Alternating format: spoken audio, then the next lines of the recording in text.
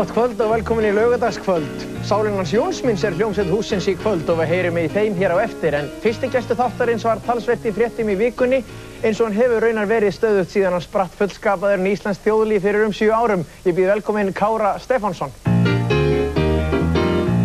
Blessaður og sæll og velkomin í þáttinn. Ég var að hugsa að segja sæll frændi vegna þess að nú eru allir Íslendingar að grufla í ættfræðinni sinni á Íslendingabókinni ykkar sem var kynnt í vikunni.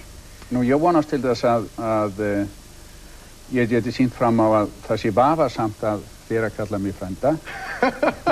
og að vísu geta menn ekki valið sér skildmenni, en menn geta minnst okkur til gengið úr skugum að þeir sem eru raunverulega skildir manni séu það eða ekki. Já.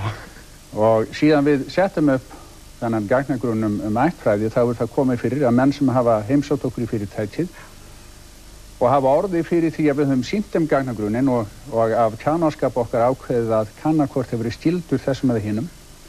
Að þeir hafa séð að þeir verið skildur manni sem þeir vildi ekki það með að gera og hafa yfirtíðu fyrirtæki fúlur og í grænum kvelli. Það hefur líka komið fyrir í fyrirtækjunni að þegar starfsmenn hafa farið í ferðalög og hafa komið úr þessum ferðalögum eftir öll þau ævintýri sem það gerast, að ungur maður og ung kona hafa sett saman fyrir framan tölvuna og kíkt á stílleika sinn og var orðið fyrir tölvur áfalli. Þannig að þetta sakleysislega tæki sem er geysilega mikilvægt fyrir okkar vinn í erfðafræði hefur margs konar hliðar. Já. En þessi mikli áhugi Íslendinga á ættfræði, nú veit ég að tugir þúsunda hafa skráð sig á Íslendingabók hjá einhver á netinu. Hefur einhverja skýringar á þessu mikla áhuga okkar á ættfræði? Áhugi Íslendinga á sjálfum sér virðist vera gjörsamlega takmarkalaus og er ekkert nýtt því að Íslendingar hafa verið að kíkja á ættir sínar. Það hefur þótt við hæfi að menn þekktu ættir sínar alveg frá landnámi. Já. Ef við lítur á Íslendingasögurnar þá byrja flesta þeirra af blaðsíðu eftir blaðsíðu af ættfræði. Og það er kannski ekkert svo óvanalegt. Ég held að það sé kannski eftir að sýna fram að menn hafi haft áhuga á sinni ættfræði út allan heim á þessum tíma. Það sem er kannski sérstakt við Íslendinga er að þetta hefur haldið áfram. Það er ættfræði á hverjum degi í DFA. Það er prófessorsembætti til í ættfræði við Háskóla Íslands. Það eru gefin út ættfræðirit á hverju ári. Það eru ættfræði félög allt land. Og þetta finnst mannum út í heimi mjög skringilegt. Já. Og ekki bara þeim finnst þetta skringilegt, sumum finnst þetta ókveikjandi. Ég man eftir því að það birtist grein í Der Spiegel fyrir nokkrum árum sem fjallaði okkar ættfræði gagnagrunn og ef ég man rétt þá var sú grein undir fyrirsögninni Peep Show in Vikingland. Það er að segja að Þjóðverjum finnst þetta ekki bara skringilegt heldur ljótt. Nú eitt af því sem að sá munur, spurning sem slíkur munur vekur upp er hvað gerist ef Íslandingar til dæmis ganga í efnahagsbandalagið. Hvað gerist þegar þessi stóru alþjóðlegu bandalög verða til og þau verða undir miklum áhrifum frá 1 eða 2 þjóðum eins og efnahagsbandalagið undir áhrifum Þjóðverja og jafnvel Frakka og þessar þjóðir fara að þröngvað upp á litlu þjóðirnar sínum skilningi á því hvað er rétt og rangt. Ég held að það sé ekkert að því Íslendingar haldi áfram að skoða sjálfan sig. Ég held að það sé þeirra rétt og kannski þeirra skilda og mér finnst allt í lagi að menn viti hverja manna þeir eru og mér finnst hvort það í samræmi við íslenska hef og mér finnst það skaplega slæmt ef Þjóðverjar geti bannað okkur að gera þetta. Já, en er einhver hætta fólkin í þessu? Nú er mikil umræða persónuvernd alls konar og er hægt að nota það einhvern veginn gegn mönnum til dæmis? Menn ef þú verið skildir mér, væri þú nota það gegn mér einhvern veginn? Það væri kannski hægt að nota það gegn mér að vera skildir því, ég veit það ekki. En allt það að rétturinn friðhelgi persónulífs er eins og allur annar réttur, hann getur stangast á við annar rétt. Já. Og ég held að rétturinn til persónuverndar eða til friðhelgi sem einkalífi sé réttur sem að beri að vega og meta gegn öðrum þeim hagsmunum sem átt í þínu samfélagi. Það sé þú ætlaðir að hafa hérna algjöru persónuvernd, þá myndir þú taka nýfædd börn og setja þau í poka, þannig að það geti enginn séð á nokkuð tíman. Og ég er að segja þetta með mannum finnst það kannski full langt gengið. Mér finnst persónulega full langt gengið ef löngun okkar í að vernda persónuupplýsingar myndi gera það verkum að Íslandingar fengi ekki að velta sér upp úr sinni ættfræði. Hvernig, nú segir í Njálu að fjórðungi breiði til fósturs og þetta er aldagömmul umræða hversu mikið, það sem við vitum núna heitir genin, segjum okkur, að það er að segja ættirnar, annars vegar og hins vegar uppeldið. Hvað segir sérfræðingurinn um það? Ert þú rökrétt framhald af foreldrum þínum eða hafa aðrir umhverfisþættir meira áhrif á þig? Nú vill svo til að við erum sniðin að miklu leyti eftir þessu erfðamengi sem verður til við það erfðamengi foreldra okkar blanda saman. Já.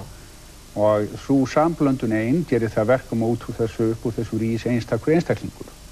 Það einu skipti það sem verða 2 eintök af hennu sama erfðafræðilega þegar einætja tvíburar verður til. En þó svo einætja tvíburar séu mjög líkir, þá þarf þetta ekki að skoða nema bara einætja tvíburunum í smá tíma til að sjá að þeir eru mismundi. Þess að lífsreynslan hefur mjög mikil áhrif á það. Það hafa borðað, hvernig hafa hreyft sig. Það er bókmenntir sem þeir lesa, svo tónlist sem þeir hlusta á. Allt þetta eru umhverfisþættir sem endanlega skapa mannin. Og það er ekki spurning um það að lífsreynslu okkar, hún hefur áhrif á það hvernig við verðum, hvernig við erum, hverju við erum. En staðreyndin hins vegar sú að hvernig þessi lífsreynsla hefur áhrif á því markast af þínum erfðaþáttum. Og framhjá því kemst ekkert. Hvaða áhrif sem höfðu áhrif á þig, eða hvaða þættir það voru sem að bjuggu til Kára Stefánsson, þá hefur þú verið mikið milli tannanna á fólki síðan þú komst til landsins og stofnaðir Íslenska erfðagreiningu og Íslendingum finnst þú passa ágætlega við svona þessa ímynd af hennum brjálaða vísindamanni. Núna það vísindamaðurinn í Vatnsmýrinni sem situr þar í sinni glæsilegu byggingu og svona, hvað var að segja, alls konar sögur ganga þig, tröllasögur sem að einhvern veginn allir þekkja. Þú hefur örugglega heyrt einhverju þeirra sjálfur, kvittar þú undir svona þessa lýsingu á þér?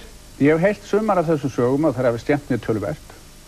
Ég kannast nú ekki við að hafa upplifað það nema í gegnum þessa sögur, það sem það fjalla Hvort að móðir mín hefði kannast við þessa sögu veit ég ekki, en það alveg staðreynd í svona samfélagi eins og okkar, þar sem að menn lenda, eins og sagði, milli tannanna á fólki, að þá verða til sögur sem eru kannski örfáum þumlunga í burtu frá sannleikanum. Þessar sögur eru engan síðan skemmtilegar og það var alveg ræðilegt að menn færi að koma í veg fyrir að það eru búin til sögur fólk. En stundum finnst mér eins og þú ýtir jafnvel undir svona þessa mýtu það að þú sért svona, já, það sem ég leyfi mér að kalla það, svona snillingur sem samt alveg mörgum þess að vera alveg normal.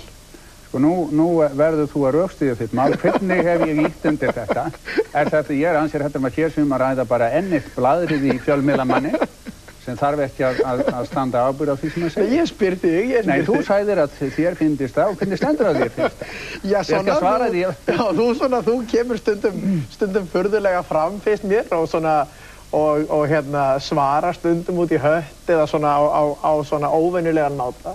Sko, þegar menn spyrja kjánalega og skyndilega, það fá þannig alltaf svar sem þeir eiga skilið. Ég held ég verði að leggja þetta niður, en halda samt áfram aðeins á svona svipaðri braut. Þeir segja með samstarfsmenninir upp í Íslenska erfðagreiningu að það sé gaman að vinna með þér. Þú sért orkumikill og þú drægir stundum all liðið út í körfubolta og eitthvað þess áttar og viljir endilega menn haldi hópinn, en sért á móti feikilega kröfuharður og stundum skapstyggur. Ertu góður í samvinnu og sambúð, eða ertu óþægilegur í því? Sko, ég vil endilega fá að vita hverju það eru þessi menn eru, syns að ég var í skapstyggur vegna þess að næst þegar við segjum við fólkið. Það vantar mér fólk til þess að komast í þann hóp. Ég er skapstyggur, ég veit það ekki, nei, það held ég ekki. Ég held ég sé hálfgerður, sko, mín tilfinning svo að ég sé hálfgerður svona, skal ég segja, að ég sé ekki bara skaplítill, heldur skaplítill þannig að það valdi mér erfiðleikum í vinnu. Já. Það skilst mér. Já, hvernig þá? Vegna þess af og til það var mér að brýna sig og já, afskaplega erfitt með að gera það við mitt fólk. Já, er það svo? Gera það of sjaldan. Er það svo? Alveg handið sem það. Já. Það birtist fréttir af því daginn, svo við víkjum aðeins frá úr Vatnsmýrinni. Það birtist fréttir af því daginn að þú hefðir keypt þér nýtt hús, sem svo sem ekkert stórt fréttamál, en það sem mér fannst svona athyglisvert við það að í þessari frétt kom fram að þetta væri húsið sem að Jónas var Hriflu bjó í og flestir þekkja sögur að hann gengi þar aftur kallinn. Nú...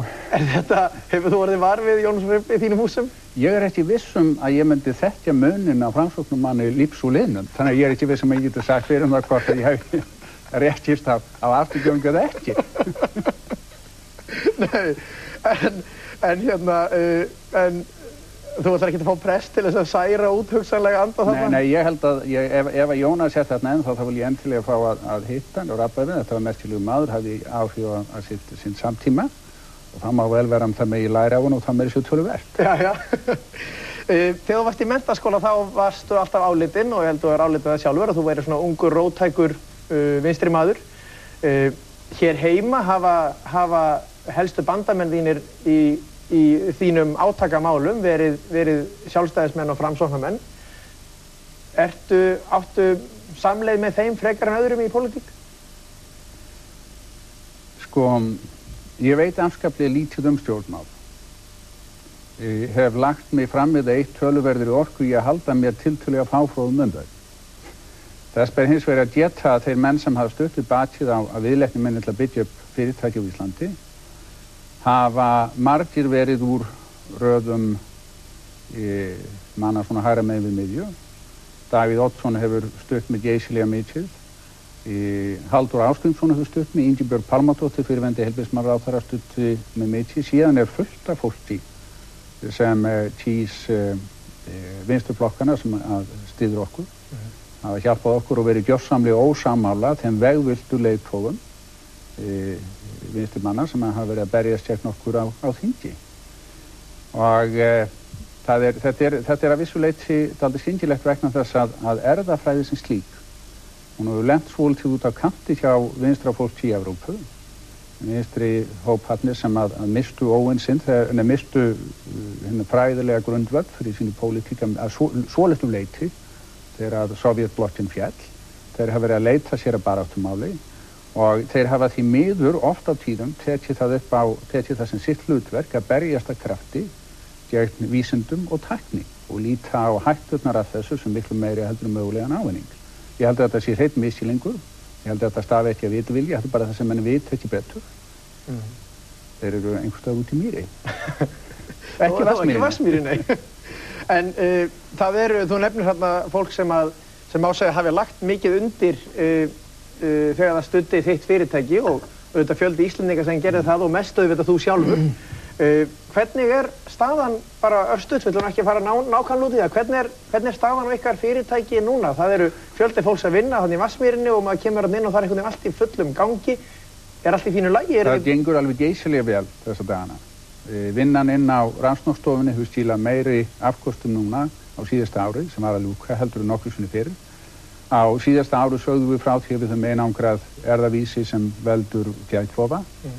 Við höfum staðfest þá uppgötvun í sjúklingum af öðrum þjóðefnum. Við vorum að segja daginn frá árangur sem við höfum náð í vinnu með beinþynningu.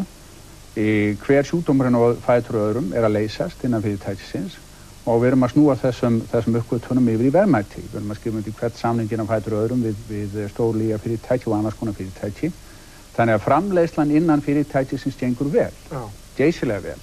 Markaðirnir hins vegar eru í kalda kolum og eins og ég hef sagt áður þá finnst mér ástandið að mörguleyti hjá okkur vera eins og í íslenskum sjávarútvegi þeir veiðist mjög vel en lítið verð fæst fyrir fiskinn. Spurningin er ósköp einfaldlega að þreyja þennan þorra, bíða þangað til að ástandi batnar á mörkuðunum. Og við komum til með að geta það, við komum til með að gera það og þessi fyrirtæki kemur til með að ganga geysilega vel. Þú ert jafn samfærður það og nokkuð tíman áður? Miklu samfærðara heldur nokkuð tíman áður. Ég gerði mér ekki grein fyrir að vera hægt að vera meira samfærður heldur en ég var áður en ég er það ennþá meira núna. Já. Og þú ert ekkert, þú myndir aldrei, hvað við segja, gefast upp á þessu og fara út í eitthvað annað. Þú ert eftirsóttur vísindamaður út í heimi. Þú ætlar að vera í Vatnsmýrinni áfram? Það er náttúrulega ekki mitt val, heldur val fyrirtækisins hversu lengi ég vinn hjá því. Og ég kem til með að gera það svo lengi sem þörf er fyrir mig. Svo lengi sem menn líta svo á að ég sé að þjóna fyrirtækinu vel. Við ætlum að vinda okkur í tónlistaratriði. Ég fekk far með þér í bíl daginn og þá kom þetta alveg óvart að þar var í tækinu rapparinn Eminem. Hlustar þú mikið á rapp? Hann er gott ljóðskald og mér finnst voða gaman að því að ég fór og sá mynd sem heitir 8 mílur daginn. Það sem er byggð að einhverju leyti á ævisögu hans, það sem að rapparar í Detroit fóru í einvígi, það sem voru að rappa nýr hverjum annan. Þetta myndi mig helst á Íslendingasögurnar. Þetta voru menn að reyna að kveða hvern annan í kúti. Það er alltaf spennandi. Já, það er gaman að menn fylgist með. En við ætlum ekki að fá rapp, við ætlum að fá hérna frábæru hljómsveit Sálina hans Jónsmíns. Mikið heiður að fá þá drengi hingað. Þetta er nú ein af fáum sveitum sem hefur samið lag erfðavísindi reyndar, lagið Hver er orginal. En nú flytja þeir lag úr söngleiknum Sól og Mána sem sýndur í Borgarleikhúsinu og með þeim syngur sólin sjálf, Arnbjörg Valsdóttir sem síðan kemur hingað yfir til okkar í spjall. En gjörðu svo vel, krakkar.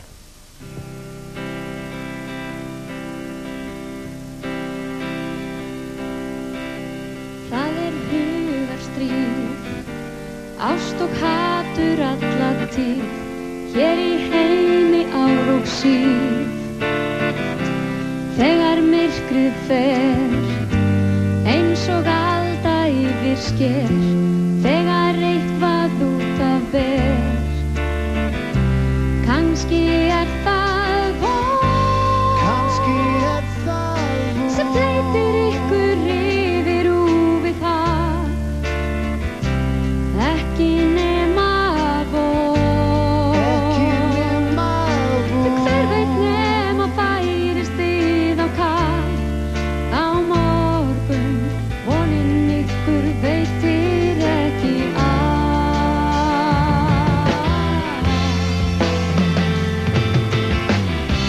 Það sem bjargar þér heldur vöku fyrir mér, hversu lítið sem hún gefur þjáðum grið, leggur bjartsýnin í lið, þegar mikið liggur við. Kannski það von sem hleypir ykkur yfir úfið haf, ekki nema von, hver veit nema færist þið á kaf. Kannski það von að siglingunni veitir ekki af, hér að eiga von, hver veit nema færist þið á kaf, á morgun vonin ykkur veitir ekki af.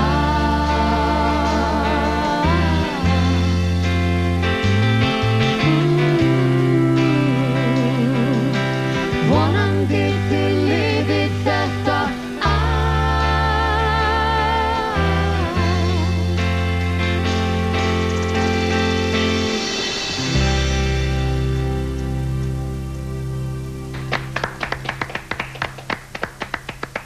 Það var glæsilegt. Takk fyrir þetta og hér kemur sólin sjálf, fögur eins og sólin. Velkomin í þáttinn, gaman að fá þig. Fáðu sæti. Hvað segirðu gott? Allt bara mjög gott. Er það ekki? Jú. Þetta var glæsilegt hjá ykkur eins og sýningi virðist vera í Borgarleikhúsinu. Ég er því mér ekki búin að sjá hana en þið fáið feiki góðar viðtökur alls staðar. Já, þetta hefur gengið mjög vel. Já. Búið að vera ofsalega skemmtilegt og jákvæð umfjöllun. Já. Sól og Máni, segðu okkur aðeins í örstuttu máli hvað þetta fjallar. Við káraðum báðir eftir að sjá þetta. Þetta er svona sci-fi saga Já. Sól. Já, vísindaskáldsaga. Vísindaskáldsaga, já. Svo við tölum nú íslensku. Já. En hérna, Sól er döpur stúlka. Já. Og foreldrar hennar halda það sér vegna þess að þau krukkuðu í genunum á henni. Í móðurkviði. Það hefðu þið eftir að gera. Nei, þau vildu sleppa því. Já, Af því þau vildu skapa fullkominn einstakling. Já. En það er nú sennilega ekki það sem að Sól er döpur út af. Kannski frekar það að þau eru alltaf að leita langt yfir skammt og gleyma henni. Gleyma hlúa bara að henni. Já, bara sína henni ást og kærleika. Akkurat. Eða öllum tíman ég var að dekka gin og tónik. Gin og tónik, já. En svo sem sagt fellur Máni til jarðar og hann er engill. Hann er engill. Verður að manneskju. Já. Og þau fella hugið saman, Já. hann og Sól. Já. Og ég er ekki búin að sjá þetta en maður ímyndar sér að þá fari hún að brosa. Já, það er þannig. Það er ósköp einfalt. Já. Eins og gerist þegar að ástin kviknar. Já, einmitt. Og þú skælubrósir hér, ég ætla ekki að fara að spyrja þér þetta út í þín eitthvað. En þetta er tónlist sálarinnar Hans Jóns míns. Já. Ertu mikill aðdáandi þeirrar góðu sveitar? Já, núna. Já, núna. Varst það ekki fyrir? Jú, ég hafði alltaf mjög gaman af þeim, jú. Og sérstaklega þessum tveim diskum, Öðrum Mána og Logandi ljósi, sem að innihalda þessa músík sem er í söngleiknum. Ég fór mikið á böll með þeim og svona þegar ég var unglingur og táningur. Já. Hvað með þig, Kári? Ertu aðdáandi sálarinnar? Ég get ekki sagt það. Ég var að vera óheiðarlegur í að segja það. Ég hef heyrt svolítið að tónlistunum er mjög skemmtileg. Ég hef ekki haft tækifæri til að hlusta nógu á hana til þess að geta sagt því ég sé aðdáandi. En nú reikna ég með því ég er komið til að gera átak. Já. Og hlusta og ég er ekki nokkrum vafum að ég verði aðdáandi. Þú verður aðdáandi eftir sýninguna, sko. Já, ég er ekki nokkrum vafum. Þú ert á leiðinni fyrirlestraferð bara á eftir, þú kaupir þér hérna diskinn í frímjölni. Að hlusta á hann. Eftir að hlusta á þetta lag sem mér fannst afskaplega fallegt og skemmtilegt, þá fór ég alveg handviss að ég verði hérna aðalega aðdáandum sálarinnar. En Arnbjörg, gekk þetta allt saman vel? Ég meina, eitthvað frétti af einhverjum pínulitlum svona erfiðleikum rétt fyrir frumsýninguna? Já. Þetta er svona þitt fyrsta stóra hlutverk, eða ekki? Þú útskrifaðist bara í vor? Ég útskrifaðist í vor og fór þá norður til Akureyrar og lék Ófelíu í Hamlet. Akkurat. Það er auðvitað stórt líka. Já, svona samt, ekki kannski eins stórt. Frægt, og var frægt hlutverk og svona. Og kannski að mörg leyti ekkert svo ólíkt Sól, en já, það kom dálítið babb í bátinn þarna vikuna fyrir frumsýningu. Ég var svo óheppin að veikjast og fá hita og hálsbólgu og eins og gengur og gerist í leikhúsbransanum þá tekur maður sér ekkert frí. Þannig ég hélt áfram bara náttúrulega að æfa og syngja og á þriðjudeginum fyrir frumsýningu þá var bara röddin horfin. Og miðvikudegi og fimmtudegi kom ég hvorki upp orðin í tón. Og bara varst þegjandi hás bara? Var þegjandi hás og sett beint á stera og kúr og svona, ég var alveg hérna. Já, það er þess að leikar að gera, þið fara á einhverja raddstera, eða ekki? Það er gert í neyðartilfellum, jú. Auðvitað bara í neyðartilfellum, því þetta er náttúrulega ekki... Sko, þetta er náttúrulega ósanngjarnt. Ef maður var að ræða íþróttamann, þessi þetta ná betri árangri og hann notaði stera, þá er ég sagt að þetta voru ólöglegt og vantfullt að skrifa um í blöði. En þegar leikarar þurfa að ná betri performance, þá notaði bara stera og það fikk fínt og talaði um það í sjónvarpi. Það er slag ánægður með þetta. En þú fekst fína dóma á eitthvað hefur getað sungið á frumsýningunni sjálfri? Já, klukkutíma fyrir frumsýninguna kom nú ekki mikið upp á mér. Og Jón Ólafsson, hljómsveitarstjóri, sagði bara, já, þú gerir þetta bara. Og ég svona, já. Og þú veist, sem sagt, æfingarnar fyrir frumsýningu og forsýningu og svona, þá söng Stefán Hilmarsson fyrir mig og aðstoðarleikstjórinn Oddur Bjarni talaði mér þess að fyrir mig. Þannig að þú hreyfði bara varirnar? Þannig ég bara hreyfði varirnar og lék með líkamannum. Og heyrði alltaf karlmannsraddir koma frá mér. Og það var mjög einkennileg tilfinning og reynsla. Og taugastríðið náttúrulega svakalegt. Mér fannst þið náttúrulega vera að bregðast öllum heiminum, sko. Þetta var þitt stóra tækifæri? Mitt stóra tækifæri og þá bara... Nokkur tár fallið örugglega? Jú, þau voru fleiri en nokkur. Það var en það stóðu allir svoleiðis við bakið á mér og ég held ég hef verið borin uppi á góðum hugsunum og hlýju. Og hvítlaukseyði og blómadrópum og ég veit ekki hverju sem allir komið með til mér. Hvað er ég hlýjar hugsanir og hvítlaukseyði saman? Það bara upp á fólkingu. En nú er margir auðvitað sem að horfa á því í þættinu sem að þekkja ekki, þú ert nýútskrifuð og ert svona rísandi stjarna. Ert á leiðinni upp á stjörnuhiminin. Segðu okkur hans frá þér, þú ert fædd og uppalinn á Akureyri, ekki satt? Jú, fædd og uppalinn á Akureyri, þangað til ég var 13 ára, þá flutti ég í Garðabæ. Og búin að vera svona flakki milli Garðabæjar og Reykjavíkur síðan þá. Og sem sagt bara, emmeringur og leikhúsáhugamanneskja. Og góð stúlka. Alveg ágætis. Já, margir sem að horfa á hana þá tengja það örugglega, sumir vita það en aðrir ekki. Þú ert dóttir Vals Arnórssonar heitins. Já. Og ég sá þú talaður það í viðtali að hvernig það hefði verið fyrir þig sem 14 ára stúlku þegar hann lést sviplega í flugslýsi. Já. Hvaða áhrif hafði það á 14 ára ungling? Mikil áhrif. Ég ákvað óslega mikið að vera dugleg að halda mínu striki og svona blokkeraði sjálfa mig svolítið og keyrði mig út í vinnu sem endaði bara með ósköpum og ég dansaði frá mér allt vitt og lék frá mér allt vitt og lærði og hætti að sofa og borða og svona. Var samviskusöm, mjög samviskusöm og fór með þetta alltaf út í öfgar. En það má segja að svona, í leiklistaskólanum kannski hafi mér verið hjálpað heilmikið að vinna úr þessu. Bæði að kennurum og samnemendum. Og þú ákvaðst að fara í leiklistaskólan, sagðir mér þar sem þú lást rúmliggjandum eins og þú dansaði í rauninni bara upp í rúm. Ég dansaði mig upp í rúm. Þú þurftir að leggjast bara fárveik og lást í nokkra mánuði, ekki svo? Já, jú, ég gerði það. Af ofkeyrslu eiginlega? Af ofkeyrslu, í raun, já. Og þá einmitt lá ég og gat lítið annað gert en sortera skúffur og klappa kettinu mínum og hugsa minn gang. Mér er alltaf grunað að þessi dans var hættulegur. Já. Sem ég lærði latínu sér í gamla daga, manstu ekki eftir þessu orðatiltæki Nemo saltat sobrius nisi porti insanit, enginn dansar ófullunum að sé galinn. Enda menn bara í brúmi. Það var mikið til í þessu. Og það endaði mig þannig á mér, en ég er nú svona aðeins farin að dansa aftur, þannig að það endaði ekki alveg. Nei. Já. En þarna upp í rúmi, þá áttaði ég mig á því að ég ætlaði nú bara prófa leiklistina áfram. Ég var náttúrulega búin að vera dálítið mikið á sviði, byrjaði hjá Leikfélagi Akureyrar lítil og hélt svo áfram í söngleikjum og herranótt og svona fleirum og hafði mjög gaman að. Við þökkum fyrir það að þú hafa farið í leiklistina. Ertu lík pabba þínum? Já, það held ég bara. Já. Ég vona það. Já. Og mömmu líka og allt í bland. Gena ræringur. Ræringur. Já. Gaman að fá þig. Við ætlum að þú ætlar að sitja hérna áfram og þeim bæði. Við ætlum að fá tónlistaratriði, talandi um genahræring og talandi um að vilja fullkomna einhvern. Þá er Sálin búin að koma sér fyrir og ætlar að flytja eitt allra vinsælasta lag síðasta árs, Þú fullkomnar mig. Við skulum heyra í þeim áður en lengra er haldið. Gjörðu svo vel, strákar.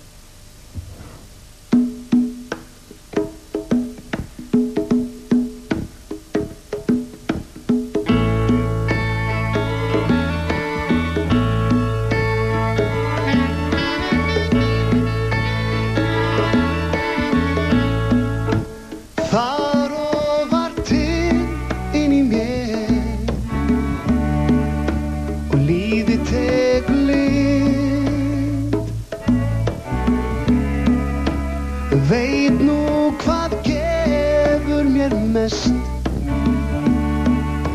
og tilverunni glið. Aldrei var sól eins og skær, né fugla fegurri hljóð. Mér finnst ég skilja í dag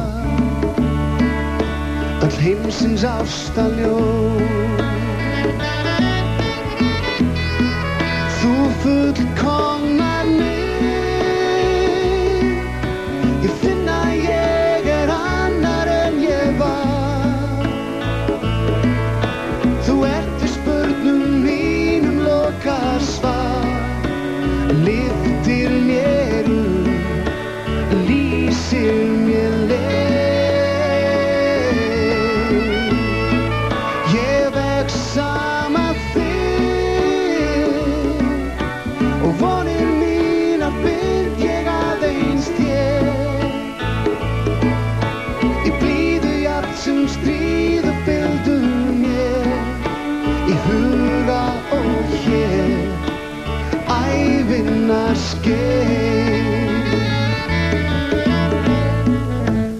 Aldrei var sólin svo skær, né fugla fegurri hljóð. Mér finnst ég skilja í dag öll heimsins ástarljóð.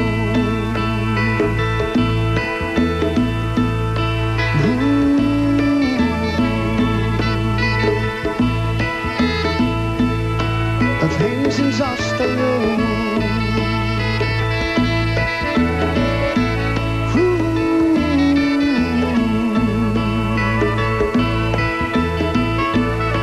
Öll heimsins ástarljóð.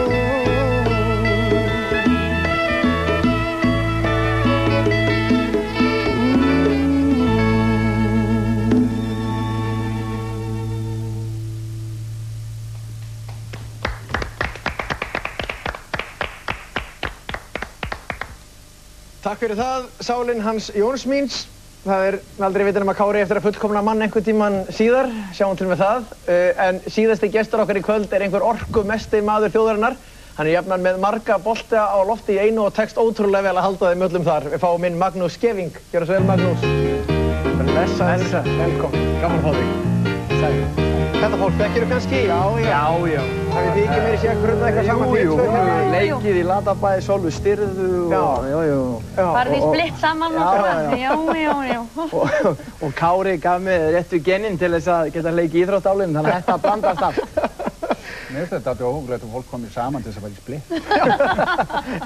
En menn koma saman til að spila körfubolta og... Ég hef ekki farið í splitt lengi. Já, herðu, hérna segðu mér eitt. Síðastir í fréttaður, fyrir svona nokkrum vikum, 2-3 vikum, þá varst þú snemma dags á barnaspítala einhvers staðar eða á einhverju sjúkrahúsi og seinna sama dag, og ég hitti mann sem að hitti þig þar, seinna sama dag varstu síðan að halda háalvarlegan fyrirlestur held ég fyrir endurskoðendur. Já, þetta er dálítið, ég lifi hérna furðulega lífi, hreinlega að kannski klukkan 10 er ég í álfabúningnum með skeggið og svo allt inn klukkan 12 er ég að biðja Davíð greiða til að gera sko þjóðarátak í hreyfingarleysi barna sko og svo klukkan 4 er ég að halda fyrirlestra fyrir endurskoðendur og svo kannski kvöldið er ég með fyrirlestra fyrir flugfröðu, hvernig að þjóna í flugvélum.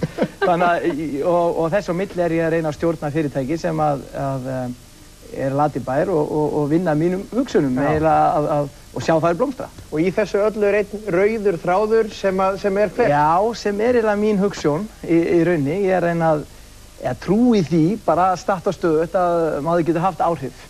Og í mínu tilfelli þá sá ég það mjög snemma fyrir 10 árum að helsta vandamál sem kæmi núna upp hjá komandi kynslóðum væri hreinlega hreyfingarleysi og svona almennt óheilbrigði, eins og ég kalla það, ekki það allir að vera grannir og nei, ég hef enga skoðun á því, heldur það hreinlega að vera heilbrigður í mínum huga eru samskipti, hvernig þú hugsar aðra, hvernig þú hreyfir þig, hvað þú borðar og kannski hvernig þú hugsar sjálfan. Hvernig þú hugsar, já, það í mínum huga, þannig að mér fannst barnaefni vera á villigötum, það var endalaust verið að berjast og slá og drepa, vondafli kemur og þú veist, að vera að skjóta alla og helst í tölvutækninni, sko.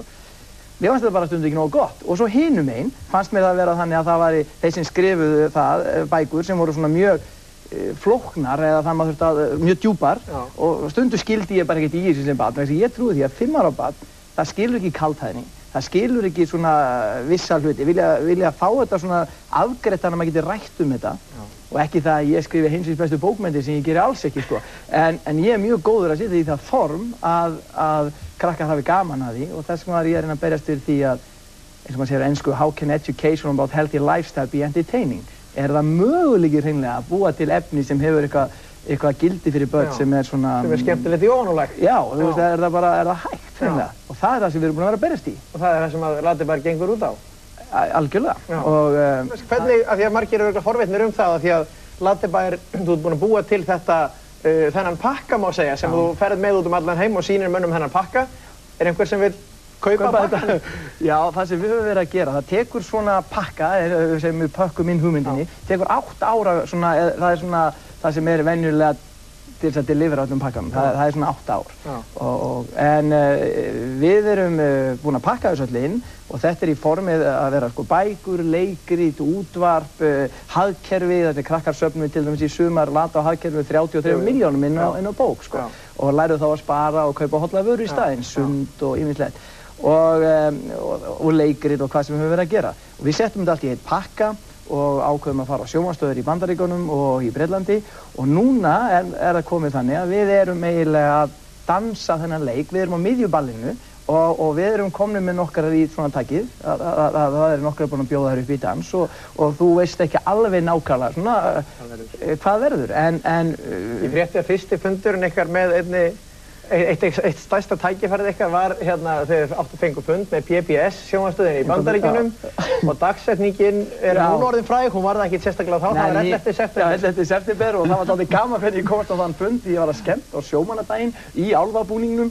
og klukkan var 3 og ég átti að fljúga klukkan 20 mínútur í 5 og það er kór að syngja undan mér og ég í búningnum og ég er að stressa svo enda með því ég þarf að keyra eins hratt og ég get í miður á flugvöllinn, hleypa eftir landganginn í búningnum með skeggi, gat ekki tekið af mér húfuna því hárið var allt klesst sko, ég gat ekki tekið skeggi, þá var mér límrönd hérna yfir sem var mjög furðulegt sko og komst ekki úr leðurbrynjunni því hún var sko svona fest hérna og rennandi sveittur hljóp ég eftir öllum með handfarangur inn í vél, inn á sagaklass, settist niður og sat við hliðina á Svíja sem horfði á mig bara. Það er hræðilega. Já, hann horfði á mig alveg og hefði þetta gert eftir að þetta settingar, þá hefði mér hent út úr vélinni. Svo þurfti ég að fara bara inn á salerni og skipta búning og koma bara út sem sveitt og ekki skefing. En þú fórst þess að út og átti fund september morguninn? Morguninn og þá sprakk náttúrulega allt þarna því miður en þeir héldu fundi daginn eftir sem var held ég eini fundur sem haldinn var í þessu landi 12. september. Það var við okkur og þetta er æðstu yfirmenn PBS og gekk mjög vel. Útlitið Björn. En fallið fara heil vegna þess að við þurftum að fara aftur núna til þeirra og þá endaði með því að ég fór með manni sem kemur frá Nickelodeon sjónvarpsstöðinni og hann var að taka farangurum minn til að koma inn á skrifstofu og það er allt ótið mitt, það er pastin og peningarnir og allt sem hann þarf að sína og hann situr í leigubíl og ég ætla að labba eða hlaupa aðeins bara í Manhattan og er í New York og hann tekur bílinn niður eftir og leigubílinn og ég síðan skokka þarna, fer ykkur á 2 fundi og svo hringi ég hann og segi já ég er leiðin út á flugvöll klukkan 5 og hann ætlaði að hitta mig eftir 2 mínútur. Hann segir Maggi, þú mátt ekki vera reiður og ég segi já ég er aldrei reiður, hvað er þetta? Ég týndi farangurum og öllu dótinu, öllu sem ætlar að sína PBS, öllum passanum, peningunum og öllu og ég segi, veitu hvar? Í leigubílum. Nú þetta fer að verða dálítið, sko, þetta fer að verða umhugsunarvert og menn verða að lesa þau skilaboð sem umheimurinn er að senda þeim. Í fyrsta skipti sem þú ferð, þá fljúga flugvélar byggingar, í annað sinn sem þú ferð, þá tínur þú farangrunum. Ég vil ekki hlusta á það sem gerði. Ekki hitta þú aftur. En þeir eru óskar eftir að hitta okkur aftur. En það sem þú skrítið nefnilega, það eru hvað fleiri þúsund leigubílar gulir í New York og enda með þetta fannst. Og hann skilaði í þetta. Allt er gott sem endar vel. Já, en ég held að sé þannig, allt sem þú þarft að berjast fyrir, það er þess virði. Það er bara þannig. Og allt sem kemur auðvelt, það er ekki þess virði að eyða tími í það. Þannig að ég er ekki alveg sammála Kára í því. Ég held að þegar ég var lent í öðru sæti í heiminum í leikfimi, þá var það hreinlega þannig að ég hefði getað gefist upp margoft. Og það voru mörg slysið, þú handleggsbrotnaðir og hvað allt gerðist. Það er fallið farað heilt sko og Herðu, jæja, þetta er gott. Við þurfum að fara að ljúka þessu. Nú förum við öll á Íslendingabók og rekjum saman ættir okkar, þannig að við getum séð hvernig við erum öll skild. En verðum að fara að ljúka þessu núna. Ég ætla að þakka Sálinni fyrir að hafa spilað fyrir okkur og ykkur fyrir komuna. Hvað ert þú að bauka, Kári? Ég ætla að líta á Skjalisir á útkomuna því að kanna skildleika okkar í gegnum Íslendingabók. Þú ert með þetta þarna? Ég er með þetta hérna og ég get sagt þér til skelfingar og mér til yndisauka að við erum afskaplega fjærskyldir. Það er langt á milli okkar. Og nú er ég náttúrulega, sko, er ég mjög ánægður með að vera mjög fjærskyldur Arnbjörgu, þannig að ég vil vera fjærskyldur fallegum konum.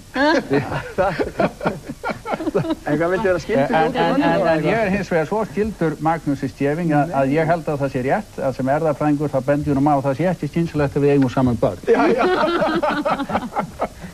Herðu, Já, við verðum að láta þetta vera lokaorðin. Ég held ég standist þetta í freistinguna að sýna ykkur það hvernig við gátum ratið saman ættir í 4 leiðtoga, hérna 4 stóru stjórnmálaflokka.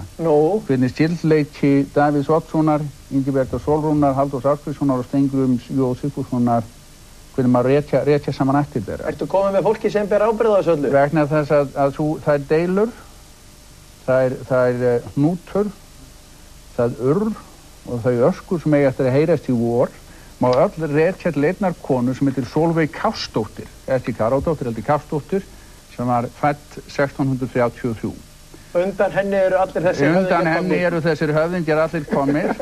Ingibjörg Sólrún og Davíð eru mjög fjarskild. Halldór Ásgrímsson og Steingrímur J. Sigfússon eiga meira sameiginlegt. Jæja, þessi kona verður kannski milli þannanna fólki í kosningunum í vor. Kæra þakki fyrir þetta, Kári, og takk fyrir kominu öll. Það var gaman að fá ykkur. Takk fyrir kvöldið, laugardagskvöldið, lokið í kvöld og við sjáumst aftur að viku liðinni. Verið sæl.